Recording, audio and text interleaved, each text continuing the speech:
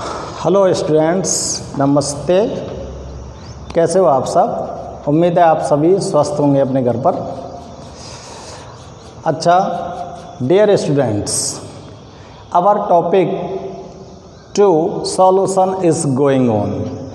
In this topic I study you about the factor affecting of solids and solution in solvent. Solids को जो factor affect करने वाले थे वो आपको यहाँ पर प्रीवियस वीडियो में बताए गए थे। और which are the factors that affect the solubility of solids in liquid? There are two factors, nature of solute and solvent and other is temperature. Like this I study you also about the factor affecting solubility of gas in liquids. Here, 2 or 3 factors are responsible for it, and first factor is nature of solute and solvent, and second is temperature. And now today we are going to the third factor of affecting of gases solubility in liquid, and third factor is called pressure. What is the effect of pressure on solubility of gases in liquids? This factor is also explained by a scientist that is known as Henry. तो आप लोग यहाँ पर देखेंगे कि जो gases की जो लिक्विड में सॉल्युबिलिटी है उसको अफेक्ट करने वाले जो फैक्टर्स थे उसमें पहला फैक्टर आपने देखा था nature of solute and solvent, और सेकंड आपने पढ़ा था टेम्परेचर, और हियर थर्ड आप यहाँ पर पढ़ने वाले हो pressure, effect of pressure. Pressure बहुत ही इम्पोर्टेंट फैक्टर होता है गैसेस के लिए लिक्विड में सॉल्युबिलिटी के काज। अब प्रेशर जो होता है वो गैसेस की सॉल्युबिलिटी लिक्विड में किस तरह से होती है, तो आप लोग अच्छी तरह से जानते हो कि आप जब किसी गैस के ऊपर प्रेशर डालते हो तो वो प्रेशर लिक्विड स्टेट में कन्वर्ट होती है और वो लिक्विड के अंदर ईजी वे में डिजॉल्व हो सकती है। ठीक है ना? तो प्रेशर को जब आप इंक्रीज करते हो तो सॉल्युबिलिटी गैसेस की इंक्रीज होती है। अब कितनी gas, the amount of gas, how much the amount of gas soluble in liquids in that pressure, किसी दाब पर कितनी अमाउंट गैस की उस सॉल्यूशन के अंदर या सॉल्वेंट के अंदर सॉल्युबल हो पाती है, इस चीज़ को एक्सप्लेन करने के लिए हेनरी नाम के एक साइंटिस्ट ने अपना एक रिलेशन बताया प्रेशर और मास ऑफ गैस में, और उसे हम हेनरी लॉ के नाम से जानते हैं। तो हम यहाँ पर जो कन्वर्सेशन करने वाले हैं वो किसके बारे में करने वाले हैं, एक्सप्लेनेशन जो देने वाले हैं आपको वो है हेनरी लॉ। हेनरी लॉ क्या होता है, इस हेनरी लॉ के अकॉर्डिंग किस तरह से प्रेशर अफेक्ट करता है गैसेस की सॉल्युबिलिटी को। तो फर्स्ट ऑफ ऑल हम देखते हैं कि हेनरी लॉ क्या होता है। तो देखो हेनरी के लॉ को एक्सप्लेन करने के लिए, Henry law,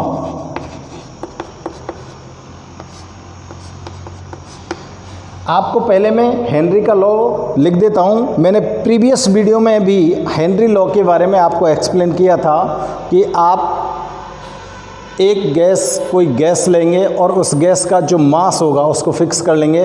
the mass of a gas is soluble in given volume of solvent. तो गैस का कितना मास उस दिए गए बिलियन में घुल जाता है, इस चीज़ को एक्सप्लेन किया था किसने, हेनरी ने। तो मैं यहाँ पर इस हेनरी के जो लॉ है उसको यहाँ पर नोट कर रहा हूँ। तो एक बार आप हेनरी के लॉ को नोट कर लें।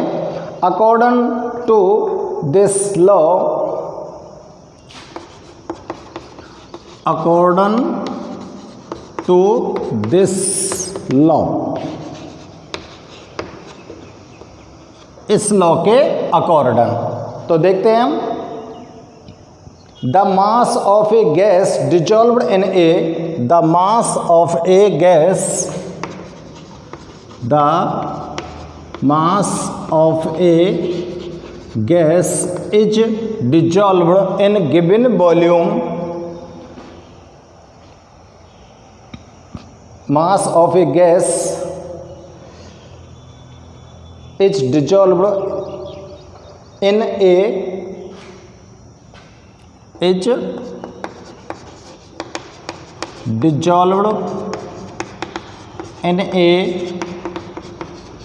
given volume, in a given volume of the liquid at constant temperature, of the liquid at constant temperature। Temperature को क्या रखना है आपको यहाँ पर? कांस्टेंट रखना है, क्योंकि इफेक्ट किसका पड़ रहे हैं हम? प्रेशर का, ठीक है ना। तो temperature is directly proportional to the pressure, is directly proportional to the pressure, to the pressure of the gas present in equilibrium, of the gas present in equilibrium with the liquid, present in equilibrium with the liquid। तो देखो, ये Henry का जो law है, इसको आप किस में पढ़ रहे हो? इसका जो थर्ड इफेक्ट है वो कौन सा था? Effect of pressure, effect of pressure में, ठीक है ना। इफेक्ट ऑफ प्रेशर में आप क्या पढ़ रहे हो? Henry law. और किसके प्रेशर में? जब आप किसी गैस को किसी सॉल्यूशन के अंदर डिजॉल्व करते हो तो उस पर प्रेशर का क्या इफ़ेक्ट होता है, इस चीज़ को एक्सप्लेन करने के लिए हेनरी ने अपना एक लॉ दिया था, और उस लॉ को यहाँ पर हम एक्सप्लेन कर रहे हैं। तो हेनरी का जो लॉ है वो क्या कह रहा है? देखो, the mass of a gas is dissolved in a given volume of the liquid at constant temperature is directly proportional to the pressure of the gas present in equilibrium with the liquid।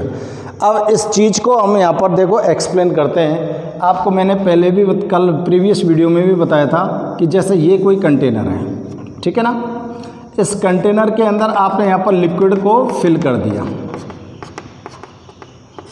यहाँ पर ये solvent आ गया, और solvent क्या है? Liquid. Solvent क्या है आपके पास? लिक्विड। और इस लिक्विड में माना आप इस गैस को डिजॉल्व कर रहे हैं, ये गैस मॉलिक्यूल्स हो गए, और इसके ऊपर लगा दिया हमने यहाँ पर एक पिस्टन, ठीक है ना। इस पिस्टन से आप लोग इसके प्रेशर को इंक्रीज कर सकते हो, लेकिन यहाँ पर कंडीशन क्या है? टेम्परेचर कैसा रहेगा आपका? कांस्टेंट। टेम्परेचर कैसा रहेगा आपका? कांस्टेंट। टेम्परेचर में कोई भी चेंज नहीं करना है अपने को।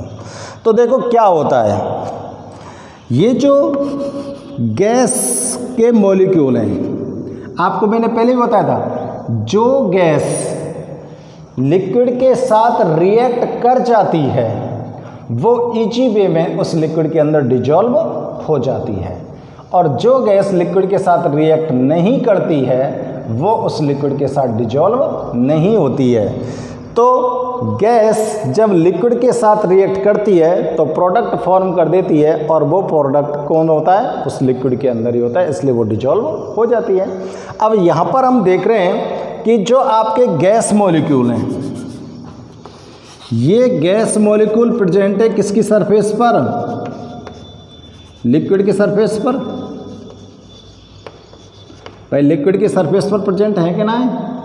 अब ये जो गैस मॉलिक्यूल्स हैं ये इस लिक्विड के अंदर डिजॉल्व होंगे, ये गैस इसके साथ रिएक्ट करेगी और रिएक्ट करने के बाद प्रोडक्ट फॉर्म बनाएगी, और प्रोडक्ट जब बनाएगी तो ये गैस इसके अंदर क्या हो जाएगी, डिजॉल्व हो जाएगी।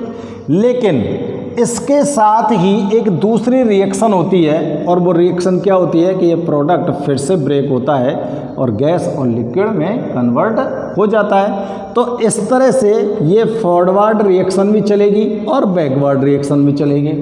तो यहाँ पर फर्स्ट में the rate of forward reaction is more than rate of backward reaction. जो फर्स्ट में जो रिएक्शन होगी उसमें क्या होगा कि ये जो गैस और लिक्विड के आपस में मिलने की जो रिएक्शन है वो तो ज़्यादा होगी, और प्रोडक्ट के ब्रेक होने की रिएक्शन कम होगी। इसलिए मोस्टली गैस मॉलिक्यूल्स डिजॉल्व हो जाएंगे किसके अंदर, लिक्विड के अंदर। पर स्लोली धीरे धीरे क्या होगा, फर्स्ट में तो ये क्रिया तेजी से होगी तो डिजॉल्व हो जाएंगे, लेकिन धीरे धीरे क्या होगा, धीरे धीरे ये गैस मॉलिक्यूल इसके अंदर डिजॉल्व होना बंद हो जाएंगे। एक लिमिट तक ही डिजॉल्व हो सकते हैं। क्यों हो जाएंगे, क्योंकि जितने गैस मॉलिक्यूल और लिक्विड आपस में रिएक्शन करके प्रोडक्ट फॉर्म कर रहे हैं उतने ही प्रोडक्ट अगेन ब्रेक हो रहे हैं किसमें, इन दोनों में। तो फॉरवर्ड रिएक्शन और बैकवर्ड रिएक्शन दोनों के बिटवीन ये साइन लगाएगा, कौन सा साइन है ये, रिवर्सिबल रिएक्शन का।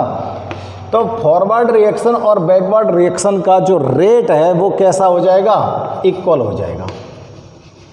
जब फॉरवर्ड रिएक्शन और बैकवर्ड रिएक्शन दोनों का जो रेट होगा जब वो इक्वल हो जाएगा, और जब ये इक्वल हो जाएगा तो गैस इसके अंदर घुलना बंद हो जाएगी, गैस इसके अंदर घुलना बंद हो जाएगी, और इस स्टेट को क्या बोलेंगे हम, इक्विलिब्रियम। ये कौन सी कंडीशन आ जाएगी बेटा, इक्विलिब्रियम की कंडीशन आ जाएगी। यानी कि ना तो गैस इसके अंदर डिजॉल्व हो रही है और ना ही जो प्रोडक्ट फॉर्म हुआ था वो गैस में और सॉल्वेंट में टूट रहा है। समझ में आ गई बात। लेकिन मैं दोबारा दोहरा रहा हूँ, फर्स्ट में जब आपने गैस इसके अंदर ली थी, पिस्टन ऊपर से लगा दिया, गैस मॉलिक्यूल्स रिएक्ट करेंगे सॉल्वेंट के साथ रिएक्ट करेंगे तो प्रोडक्ट फॉर्म करेंगे। इट मीन्स गैस के मॉलिक्यूल्स इसके अंदर डिजॉल्व हो जाएंगे, बट साथ में कौन सी रिएक्शन होगी, जो प्रोडक्ट बनेगा वो प्रोडक्ट अगेन इसमें ब्रेक हो जाएगा। पर यहाँ पर जो महत्वपूर्ण बात है वो क्या है कि रेट ऑफ फॉरवर्ड रिएक्शन, ये वाली रिएक्शन का जो रेट होगा वो ज़्यादा होगा और इस वाली रिएक्शन का रेट होगा वो कम होगा, इसलिए गैस के मॉलिक्यूल्स डिजॉल्व हो जाएंगे किसमें, सॉल्वेंट में। क्लियर है ना। अब ये कंडीशन रेगुलरली जब चलती रहेगी तो एक स्थिति ऐसी आएगी कि गैस मॉलिक्यूल्स का सॉल्वेंट में घुलना स्टॉप, बंद हो जाएगा। इट मीन्स जितने गैस मॉलिक्यूल लिक्विड में घुलकर प्रोडक्ट बना रहे हैं उतने प्रोडक्ट इसमें ब्रेक हो रहे हैं। तो ये जो स्टेट आएगी उस स्टेट को हम क्या बोलते हैं, इक्विलिब्रियम। और इक्विलिब्रियम स्टेट में फॉरवर्ड रिएक्शन और बैकवर्ड रिएक्शन का जो रेट होता है वो इक्वल हो जाता है, और इस स्थिति में जो गैस मॉलिक्यूल्स यहाँ पर रिमेन्स हैं वो रह जाएंगे और जो डिजॉल्व हैं वो डिजॉल्व रहेंगे। समझ में आ रही बात। और हेनरी क्या कहता है, इस बात को हेनरी समझा रहा है कि अब इस स्थिति में जब कौन सी स्टेट आ गई, इक्विलिब्रियम स्टेट आ गई। जब इक्विलिब्रियम स्टेट है तो इस कंडीशन के अंदर जो गैस के मॉलिक्यूल्स हैं, कितने गैस के मॉलिक्यूल्स हैं इस लिक्विड की जो सरफेस है, उस सरफेस के ऊपर ये गैस मॉलिक्यूल्स एक प्रेशर एक्सर्ट करेंगे। जो यहाँ पर गैस मॉलिक्यूल बचे हैं वो गैस मॉलिक्यूल्स इस लिक्विड की सरफेस पर क्या एक्सर्ट करेंगे? प्रेशर एक्सर्ट करेंगे। तो वो प्रेशर और उस गैस का जो मास है, कितना मास है उस गैस में, कितने मॉलिक्यूल्स प्रेजेंट है वहाँ पर, वो कितने मास की गैस उस लिक्विड सरफेस पर कितना प्रेशर एक्सर्ट कर रही है, ये दोनों एक दूसरे के कैसे होंगे? डायरेक्टली प्रोपोर्शनल होंगे। इस बात को कौन कहता है? हेनरी कहता है। तो यहाँ पर लिखा हुआ था the mass of a gas is dissolved in a given volume the liquid. Gas का जो देख द्रव्यमान है, ये एक मास है जो दिए गए लिक्विड के अंदर सॉल्यूबल है, घुल जाती है, डिजॉल्व हो जाती है। किस पर? कांस्टेंट टेम्परेचर पर। इस कंडीशन में टेम्परेचर को कैसा रखना है आपको? Constant temperature is directly proportional to the pressure. तो जो मास गैस का यहाँ पर है वो डायरेक्टली प्रोपोर्शनल होगा किसके? प्रेशर के of the gas present in equilibrium with the liquid. इस इक्विलिब्रियम स्टेट में यहाँ पर जो गैस मॉलिक्यूल्स प्रेजेंट हैं, उन गैस मॉलिक्यूल्स का जो मास है, उस मास के द्वारा जो प्रेशर एक्सर्ट किया जा रहा है लिक्विड की सरफेस पर, वो डायरेक्टली प्रोपोर्शनल होगा मास किसके? उस प्रेशर के। समझ में आ गई बात? तो mass of gas is directly proportional to the liquid. इस लिक्विड की सतह पर जो प्रेशर लग रहा है वो उतना ही लगेगा जितने मास की गैस यहाँ पर प्रेजेंट है। इस बात को कौन कहता है? हेनरी कह रहा है भाई साहब। समझ आ रही है? क्लियर? ठीक है ना? ज़्यादा कठिन नहीं है, आप आराम से समझ सकते हो, थोड़ा सा गौर कीजिए। चलो मैं इसको आगे बढ़ाता हूँ।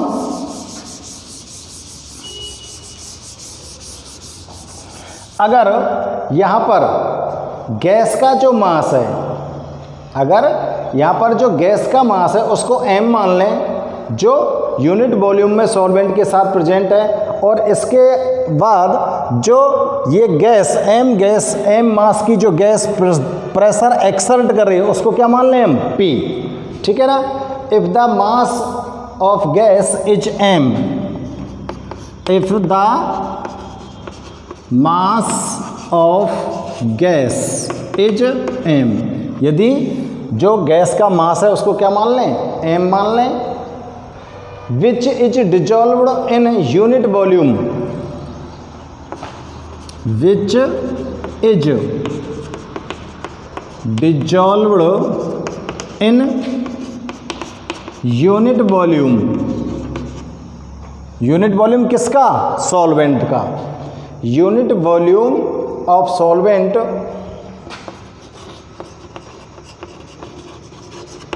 एट प्रेशर, कितने प्रेशर पर?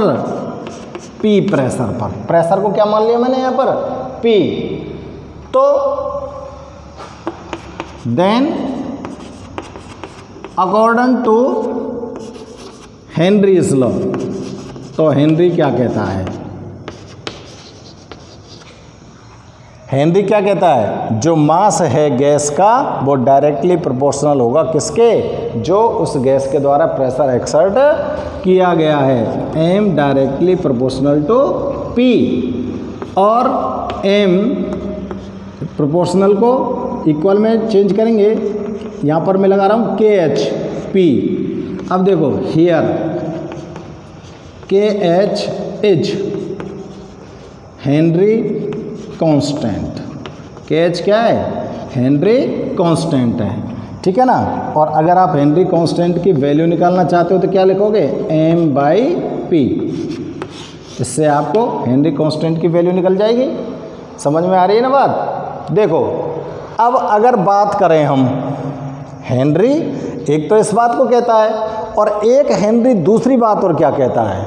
हेनरी कहता है कि अगर उस लिक्विड में आपने एक से अधिक गैसें सॉल्यूबल करनी है, अगर आपको उस लिक्विड के अंदर एक से अधिक गैसेस सॉल्युबल करनी है। यहाँ पर आपने जो ये लिक्विड लिया था, इस लिक्विड में आपको यहाँ पर, अब तक तो मैं कह रहा था कि एक गैस इसके अंदर सॉल्युबल हो रही है, लेकिन यहाँ पर हम 2 और मोर देन 2 गैस, 2 या 2 से अधिक गैसों को क्या करना है, डिजॉल्व्ड इन सॉल्वेंट, सॉल्वेंट के अंदर डिजॉल्व करना है बेटा। अगर गैसों की अमाउंट 2 या 2 से अधिक है तो हेनरी क्या कहता है, तो हेनरी कहता है कि अगर आप 2 या 2 से अधिक गैसों को उस सॉल्वेंट के अंदर सॉल्युबल कर रहे हो तो अब उस गैस के आप मास नहीं ले सकते। अब मास की जगह उस गैस का क्या निकालोगे आप, जहाँ पर मास होता है वहाँ पर उसको हम किस में चेंज कर सकते हैं, मोल में कर सकते हैं ना, क्योंकि मास को अगर ग्राम में डिनोट करोगे तो वो मोल हो जाएगा। तो अब इस मास को किस में चेंज कर रहा हूँ मैं, मोल में। तो आप अगर 2 गैस हैं और 2 गैसों में से किसी एक गैस के बारे में पता लगाना है कि इस गैस के द्वारा उस लिक्विड की सरफेस पर कितना प्रेशर लगाया गया, तो आपको इस गैस का, एक गैस का क्या निकालना पड़ेगा, मोल फ्रिक्शन निकालना पड़ेगा। क्या निकालना पड़ेगा, मोल फ्रिक्शन आपको यहाँ पर निकालना पड़ेगा। तो हेनरी इस बात को भी कहता है कि अगर गैस 2 या 2 से अधिक हैं तो ईच गैस एक्सर्ट ए प्रेशर, तो प्रत्येक गैस प्रेशर तो एक्सर्ट करेगी। अब उस प्रेशर में जो दोनों गैसें हैं उन प्रत्येक गैस का कितना अंश, कितना भाग उस प्रेशर में है, तो उस भाग को अगर हमें निकालना है तो उसको क्या बोल रहे हैं हम, मोल फ्रिक्शन। क्या बोल रहे हैं बेटा, मोल फ्रिक्शन। तो यहाँ पर आपको क्या निकालना पड़ेगा, मोल फ्रिक्शन निकालना पड़ेगा। तो आपको यहाँ पर इस लॉ के अंदर क्या चेंज करना है, केवल the mass of a gas, इसकी जगह पर क्या लिख देंगे, the moles of a gas. Mass की जगह पर क्या नोट कर देंगे, moles of a gas is dissolved in a given volume of the liquid, कि दिए गए जो लिक्विड का वॉल्यूम है उसमें कितने मोल गैस के घुले हुए हैं, उस मोल्स के द्वारा उस लिक्विड की सरफेस पर जो प्रेशर एक्सर्ट किया गया है वो प्रेशर उस मोल फ्रिक्शन के डायरेक्टली प्रोपोर्शनल होता है। इस बात को भी कौन कहता है, हेनरी कहता है भाई साहब इस बात को भी। तो इस चीज़ को आप किस तरह से एक्सप्लेन करोगे बताओ। हेनरी के इस लॉ में आपको मैंने बता दिया कि अगर आपके लिए 2 या 2 से अधिक गैसें दी गई हैं तो उस टाइम पर आप the mass of a gas use कर रहे हो यहाँ पर हेनरी लॉ में, तो उस टाइम पर आपको क्या यूज करना है, the moles of a gas, एक गैस के कितने मोल प्रेशर एक्सर्ट कर रहे हैं। समझ में आ गई बात। तो मोल फ्रिक्शन अगर तुमको निकालना पड़ जाए तो क्या करेंगे, तो क्या करोगे, तो देखो यहाँ पर मैं एक लाइन में नोट कर देता हूँ बेटा, और उस लाइन को मैं यहाँ पे नोट कर देता हूँ, ठीक है ना। तो उस लाइन को मैं लिख रहा हूँ, when more than 1 gases together are, when, जब एक से अधिक, when more than 1 gases, more than 1 gases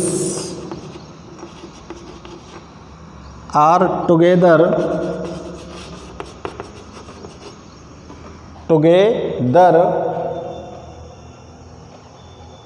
come in contact with solvent, come in contact with solvent, come in contact with solvent, then the amount of gas, then the amount of gas from all gases, सब गैसन में से अगर एक gas की amount आपको वहां पर निकालनी है, is determined by the is determined by it's mole fraction.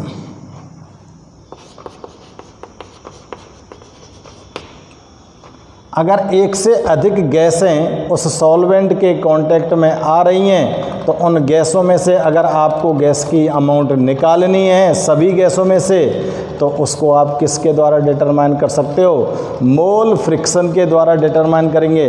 और जो मोल फ्रिक्शन होता है वो क्या होता है? इसी लॉ के अकॉर्डिंग क्या होगा? Mole fraction is directly proportional to P. जैसे यहाँ पर mass directly proportional to P हुआ था, इसलिए mole fraction directly proportional to P, और mole fraction equal to KHP हो सकता है ना। और आप क्या लिख सकते हो? KH इक्वल टू क्या लिख सकते हो? मोल फ्रिक्शन ऑफ गैस, जिस गैस का आप निकाल रहे हो, अपॉन P। उस गैस को आप यहाँ पर कोई भी इंडिकेट लगा के नोट कर सकते हो। तो ये कहता है बेटा इस बात को कौन? हेनरी। ठीक है ना।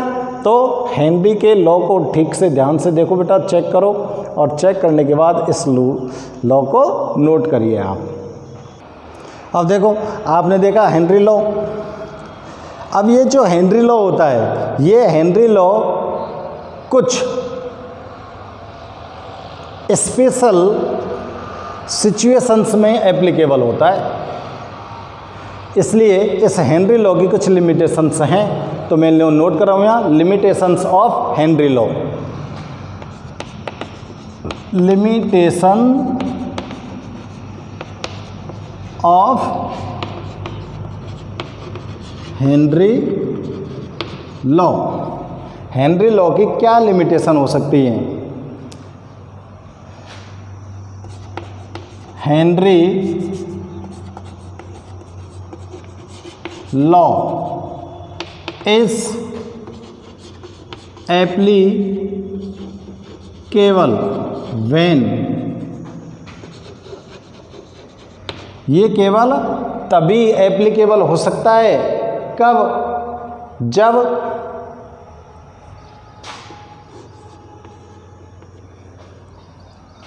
नंबर 1 कंडीशन, जब आपको इसमें टेम्परेचर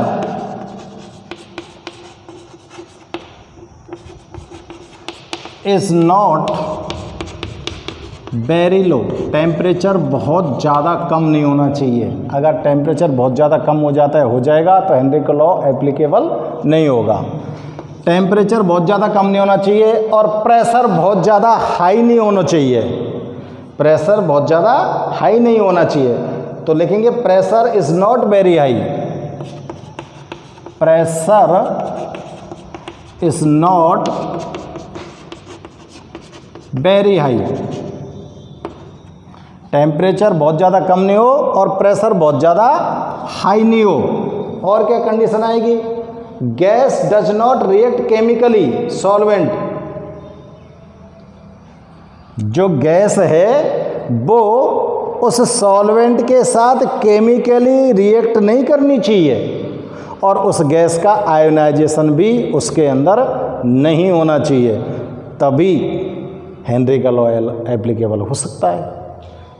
तो नोट कर देंगे हम यहाँ पर, gas does not react chemically,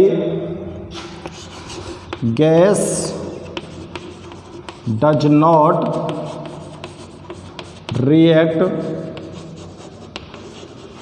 chemically with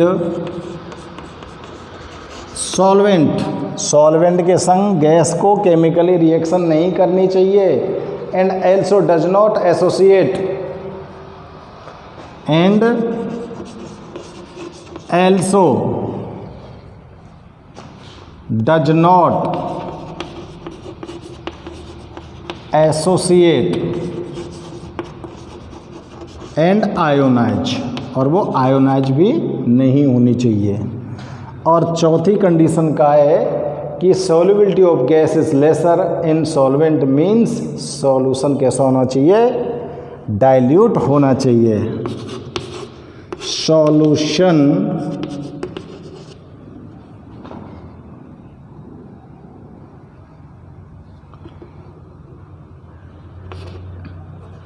should be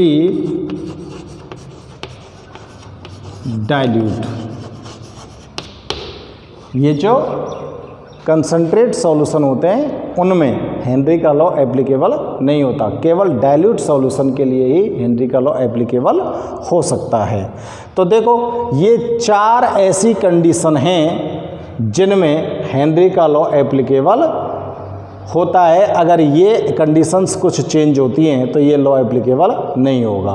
तो एग्जाम की दृष्टि से आपके लिए हेनरी का लॉ और उसकी लिमिटेशंस बहुत पूछी जाती हैं। कई बार 1 नंबर के क्वेश्चन में पूछी जाती है, right any 2 limitations of Henry law. तो आपको हेनरी लॉ के लिमिटेशंस को ध्यान में करना चाहिए, ये बहुत ही इम्पोर्टेंट होती हैं। अब देखो अगर हेनरी लॉ की बात करें तो हेनरी लॉ के कुछ यूजेज भी हैं। यहाँ पे मैं आपको एक्सप्लेन कर रहा हूँ कि इसके क्या यूजेज हो सकते हैं। देखो इसके हेनरी लॉ के क्या यूजेज होते हैं। आप लोगों ने देखा है कोल्ड ड्रिंक्स, देखिए ना कोल्ड ड्रिंक्स। कोल्ड ड्रिंक्स के अंदर CO2 गैस डिजॉल्व होती है सॉल्वेंट में। जो सॉल्यूशन उसके अंदर भरा है उस सॉल्यूशन के अंदर कौन सी गैस डिजॉल्व होती है, CO2 गैस डिजॉल्व होती है। अब CO2 गैस को उसमें जितनी CO2 गैस उसमें डिजॉल्व की गई है उतने ही प्रेशर पर उसके ढक्कन को क्लोज किया जाता है कोल्ड ड्रिंक्स के को।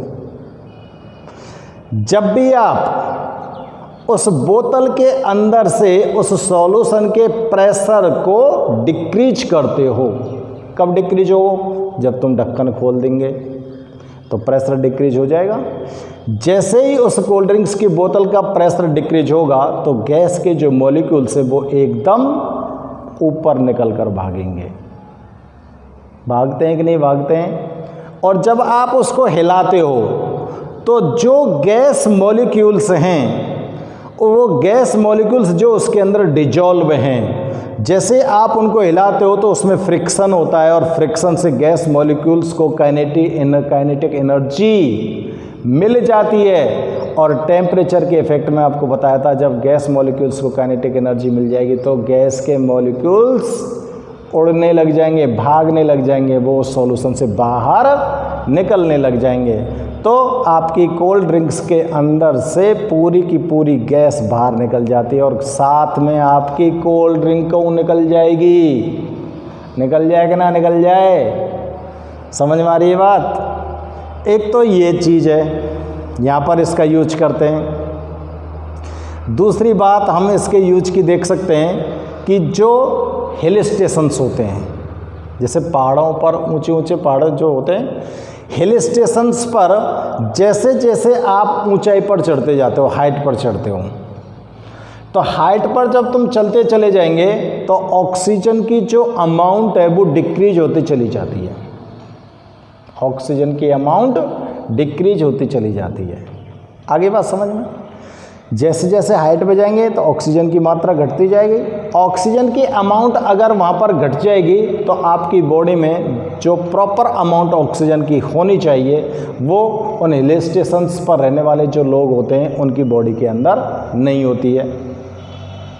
तो उन लोगों के अंदर ऑक्सीजन की कमी आ जाती है और ऑक्सीजन की जब कमी आ जाती है तो आपके ब्रेन को जब प्रॉपर वे में ऑक्सीजन नहीं मिलती है तो ये ब्रेन ठीक से काम नहीं करता है, क्योंकि आपकी बॉडी में सबसे ज़्यादा ऑक्सीजन की डिमांड आपके ब्रेन को होती है। अगर ब्रेन के लिए थोड़ी सी से ऑक्सीजन की मात्रा घट गई तो आपको समस्या हो जाएगी। प्रॉब्लम हो जाती है। तो उन हिल स्टेशंस पर रहने वाले लोगों के ब्रेन में ऑक्सीजन की कमी के कारण उनका ब्रेन इतना ज़्यादा डेवलप नहीं होता और इस तरह की एक डिजीज होती है जिसको बोलते हैं हम एनॉक्सिया। क्या डिजीज बोलते हैं? एनॉक्सिया। तो वहाँ पर भी जैसे जैसे प्रेशर घटता जाता है ऑक्सीजन गैस की अमाउंट भी घटती जाती है। वहाँ पर जो सॉल्यूशन बना हुआ है, होमोजेनस सॉल्यूशन बना हुआ है एयर्स का, उस एयर के अंदर ऑक्सीजन गैस की अमाउंट लेस हो जाती है। समझ में आ रही बात? तो ये इसके थोड़े से यूज हो सकते हैं। उन लोगों की जो सोचने समझने की क्षमता होती है वो कम हो जाती है। तो देखो यहाँ पर मैं कह सकता हूँ टू फॉर्म कोल्ड ड्रिंक्स। समझ में आ रहा है? हालांकि ये आपसे एग्जाम में नहीं पूछे जाते हैं, लेकिन मैं फिर भी आपको थोड़ा सा बता रहा हूँ। टू फॉर्म कोल्ड ड्रिंक्स और हाई जो हिल स्टेशन होते हैं,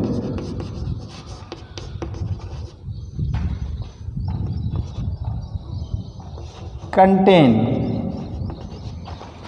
lesser amount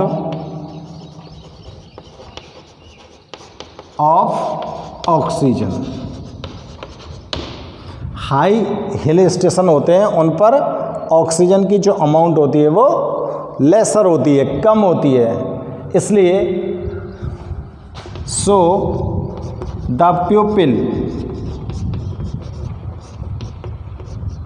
lives here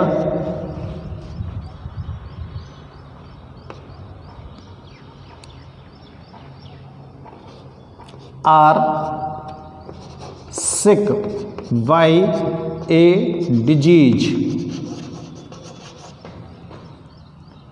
called anoxia. और ये माइंड रिलेटेड डिजीज होती है एनॉक्सिया। एनॉक्सिया जो डिजीज है ये माइंड रिलेटेड होती है। यहाँ पर लिख देता हूँ मैं, एनॉक्सिया डिजीज कैसी होती है? Brain related. इसमें आपकी जो सोचने समझने की जो क्षमता है, थिंकनेस पावर होती है, वो क्या हो जाती है? डिक्रीज हो जाती है। सोचने समझने की जो क्षमता है वो डिक्रीज हो जाती है और प्रॉपर वे में आप कोई डिसीजन नहीं ले पाते हो। तो ये हेनरी लॉ के यहाँ पर कुछ यूज़ आपको आपकी जानकारी के लिए बताए गए हैं, ठीक है ना। कई बार ये डिजीज का नाम आ जाता है तो ये आप लोग ध्यान रखेंगे। एनॉक्सिया डिजीज क्या होती है और ये कहाँ पर होती है? हाई हिल स्टेशंस पर जो लोग रहते हैं वहाँ पर होती है। और इसके अंदर क्या होता है? आपका जो ब्रेन होता है वो प्रॉपर वे में वर्क नहीं करता है और हमारी सोचने समझने की जो कैपेसिटी होती है वो डिक्रीज हो जाती है, ठीक है ना। तो ये बेटा आपके कुछ हेनरी लॉस के लिमिटेशंस हो गए और हेनरी लॉस आपने लिखा है, उसको एक्सप्लेन किया है, उसका फॉर्मूला हमने यहाँ पर नोट किया है, उसके लिमिटेशंस आपको नोट किए हैं, कुछ आपको उसके यूजेज भी बताए हैं। आ रही बात समझ में? ठीक है ना। और अब हम नेक्स्ट बात करते हैं, ये जो सॉल्युबिलिटी है किसकी? सॉल्युबिलिटी जो होती है गैसेस की लिक्विड के अंदर, उसको अफेक्टिंग करने वाले जो फैक्टर्स हैं वो यहाँ पर 3 फैक्टर्स आपको एक्सप्लेन कर दिए गए हैं। पहला जो फैक्टर था वो था nature of solute and solvent, दूसरा जो फैक्टर था इफेक्ट्स ऑफ टेम्परेचर और तीसरा जो फैक्टर था effect of pressure. Effect of pressure में आपको हेनरी लॉ बताया, उसके लिमिटेशंस बताएं, ठीक है ना। अब इसके बाद ये जो सॉल्युबिलिटी को अफेक्ट करने वाले फैक्टर्स होते हैं ये यहाँ पर फिनिश होते हैं और हम एक नेक्स्ट टॉपिक लेते हैं और नेक्स्ट टॉपिक हमारा देखते हैं, हमारा नेक्स्ट टॉपिक होता है वेपर प्रेशर। इस नेक्स्ट टॉपिक वेपर प्रेशर को हम नेक्स्ट वीडियो में आपको एक्सप्लेन करेंगे, ठीक है ना। तो आप ढंग से इस हेनरी लॉस को पढ़ेंगे और नेक्स्ट वीडियो में हम वेपर प्रेशर के बारे में आपको एक्सप्लेनेशन देंगे। Till then okay.